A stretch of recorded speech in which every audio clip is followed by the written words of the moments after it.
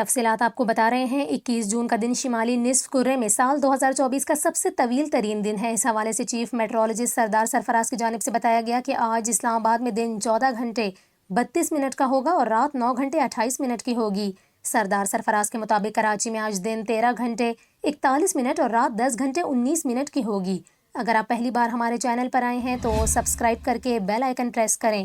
آپ کو بتائیں چیف میٹرولوجسٹ سردار سرفراز کی جانب سے مزید بتایا گیا کہ 1 جولائی کے بعد دن کا دورانیہ بتدریج کم ہونا شروع ہو جاتا ہے۔ 22 دسمبر کو سال کا مختصر دن اور رات طویل ہوتی ہے اور ایسا ہر سال ہی ہوتا ہے۔ اس موقع کو خط سرطان کہا جاتا ہے۔ دنیا کے مختلف ممالک میں اسے موسم گرما کا پہلا دن قرار دیا جاتا ہے۔ خط سرطان سے مراد زمین کی وہ حالت ہے جب سورج آسمان پر اپنے طویل ترین راستے پر سفر کرتے ہوئے سب سے زیادہ بلندی پر پہنچتا ہے۔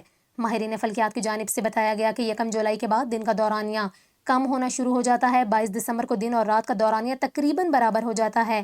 اس کے بعد راتوں کے دورانیے میں اضافہ اور دن کا دورانیہ مختصر ہونا شروع ہو جائے گا۔